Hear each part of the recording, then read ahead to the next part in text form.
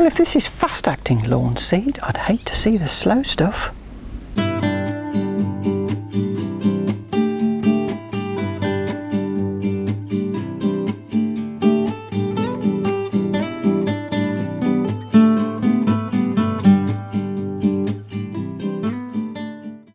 Well, it's an absolutely beautiful day in the garden today, and I think my chitty potatoes are ready to plant.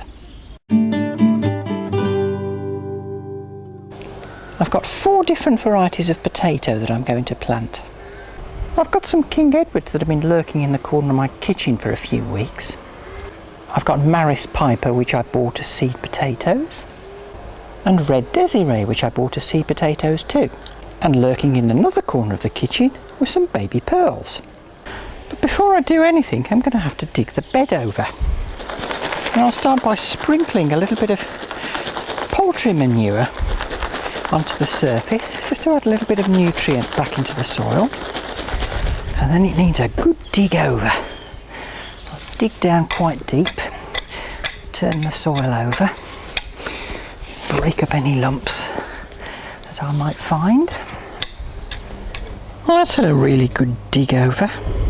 And during that process, I found 4 little potatoes, one extremely small. I don't think I'll be leaving them in, and I don't think I'll be eating them either.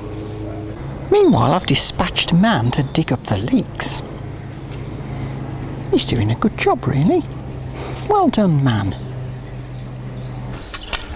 In the meantime, I'm going to finish off with a rake.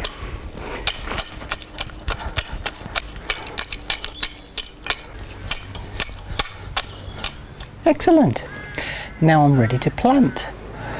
Now I need 7 evenly spaced rows. So let's see how this works. I've got the baby pearls, 2 baby pearls, Maris Piper, and then my Titli top tip is to actually place the potatoes before you bury them, because otherwise you might forget where you've put them. I've fallen foul of this before when planting onion sets.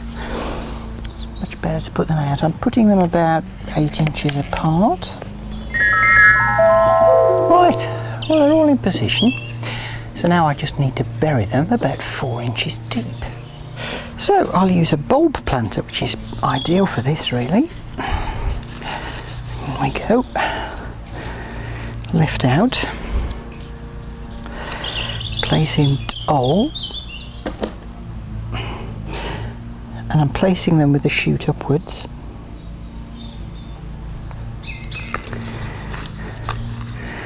And then sprinkle the dirt around, because you don't want to damage the shoots.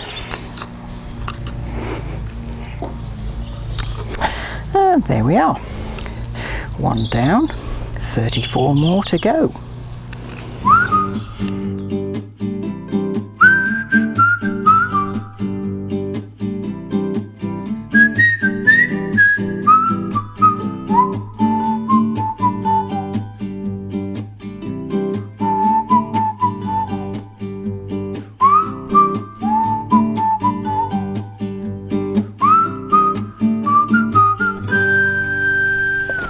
And the last thing to do is give them a good water. And hopefully in a few months' time we'll have some lovely taties. One thing I can absolutely guarantee you though is that within a couple of days the cats are going to think, nice new poo box. Anyway, looks like we've got some leeks for tea. Nice. Now, before things get a bit too crazy over here, I want to move this geranium into this bed and hopefully move these poppies into this bed. So I'll start by clearing a space. Then I need to create a suitable space, and I'll start by digging up these grape hyacinths. I hate grape hyacinths. They're just almost impossible to get rid of. Not entirely sure what's going on with this. There's a lot of root coming out. I think it's one of those things that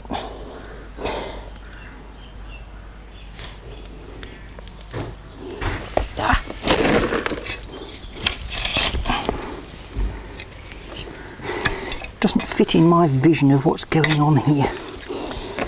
Something to ponder, something I've observed on more than one occasion. Have you noticed how sometimes when you go to the supermarket checkout person is very keen to create a big pile of plastic bags at the end of the packing area, even though you say, I don't need bags, I've got my own. And then they whiz the things through at extremely high speed, faster than you can actually pack them. And then you start finding some of your shopping in the most peculiar places, like, you know, pushed right against the side of the packing area under the plastic thing, so that unless you're looking really carefully, you might leave them behind. I think this is a ruse by some checkout people, and don't get me wrong, I'm not saying all checkout people are like this. Oh, jelly chopper. I'm not saying all checkout people are like this, but I have the suspicion that there are one or two who do their weekly shopping at everybody else's expense.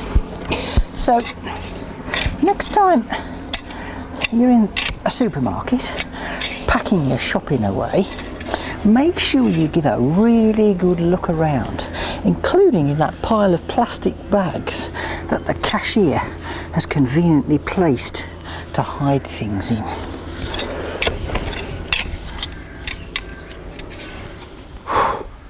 So, I've managed to create a space for the geranium.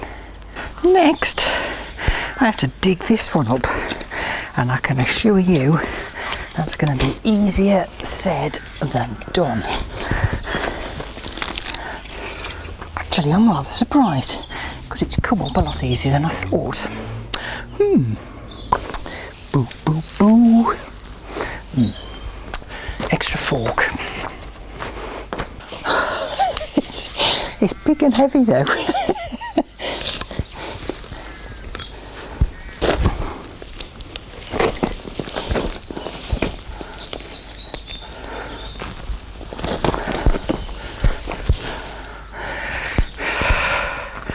Victory is mine. Now all I've got to do is get this from here to over there.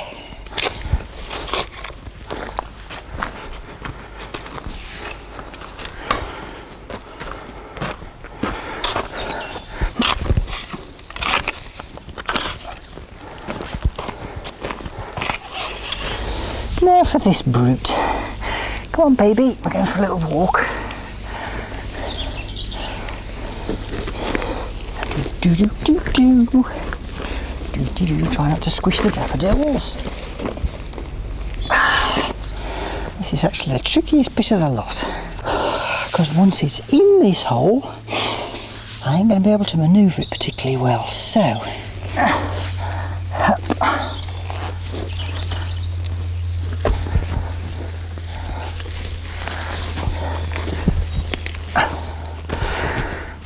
let's get my fork.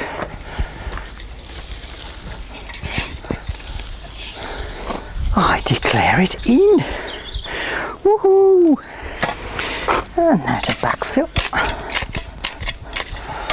And to finish, a lovely dousing of water. Oh, I'm quite pleased with that.